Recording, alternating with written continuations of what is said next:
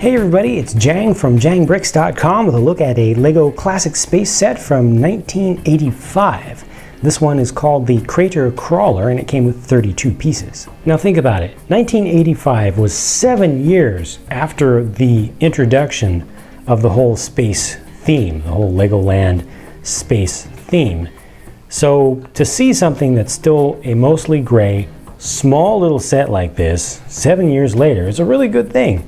Still connects with the original theme, the original releases.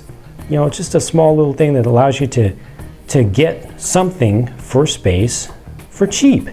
And it still has the awesome round balloon style of tires. I really like those. It does have 2 control sticks on here rather than using a steering wheel or something, so that's a little bit different, right?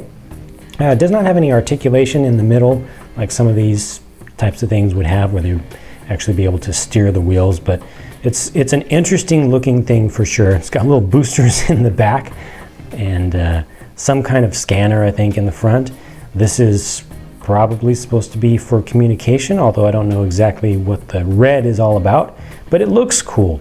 Now, the best thing about this is that it's not just what you see. It's what you see plus an additional vehicle, because you take all this, just take that loose. It's only connected by one little jumper which is supposed to stay behind, but the ages of the parts will tend to vary. You leave that behind and then you have your little flying chair. So your guy can be roaming around on the ground, and if he comes up to a little cliff or something, he wants to go up and have a look and see what's up there, get up closer to some interesting looking rock formations, he just flies around in this little thing. It's just kind of like a little hover chair. Big old rocket on the back, probably a little bit too much for something of this size, but it's got the 4 little little boosters on the bottom is what those tend to look like. And they also double very nicely as landing pads, so when he gets ready to bring this bag down, he can just set it right there. So that's just nice, you know, you get 2 things really for the price of one. It's elegant how it goes together. It's very simple, and when it's put together, it looks like it's all part of the original thing.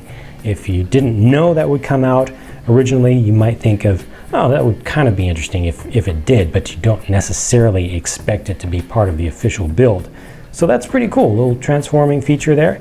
The thing just looks good. It looks rugged. It looks like you could definitely take it over some really rough terrain, although it is a little bit low too, but that just goes with the design of rovers, I think. I think that this is just, it looks good. It looks correct. Now, if you didn't want to build it the way that they show in the instructions, of course you didn't have to, because this is Lego, and I'm happy to see that they did suggest and encourage the alternate building possibilities.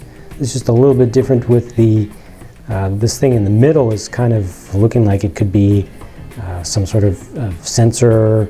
Maybe you could actually take that out, you know, use that as something that you would place on the ground, and then you would take some readings by bombarding the ground with sound waves or some other sort of energy and measuring the returned waves. Or that could be like a little robot, you could pretend that is, or it could just be a different type of control system for a different thing. Of course, you could do more different builds than just this, but they didn't have enough space on the paper to show more alternatives here. This particular minifig, he has seen better days for sure. He's had some rough times, but you know what that means? That means that he has participated in a lot of missions over his lifetime. He's gotten chewed, he's gotten some of the gold, a lot of the gold rubbed off his torso. He's gotten some of the print removed and just chipped off from his face. Poor guy. He's got some, it's funny, he's an all yellow figure, but the plastic has yellowing in it. You can see some darker, more orange colored areas on some of the pieces. It just represents environmental damage over time. But I believe that this is all period correct for this set. It's still got the air tanks in a slightly different color there because they're made of a different material that ages differently. Doesn't have any breaks in the base of the feet down there, little leg areas on the back. So that's good. He's not broken, he's just bruised, but still holding on to the smile after all these years. So those are my thoughts about the set. Feel free to share your thoughts, please, about the set if you would like in the comments section. Just a little comment saying if you like the set or you didn't like the set. If you're old enough to have remembered seeing these in stores, or even if you had some of these sets, please feel free to share your thoughts and what kind of nostalgia that you get. If you had this particular set back then, that would be awesome, but it's always good to see more feedback from more different folks. Me, I'm gonna go build some more stuff, bring you some more videos of old sets as well as new sets, and I'm gonna go work on some more custom builds. So be sure to follow all of my updates on my blog at jangbricks.com, and I will catch you later.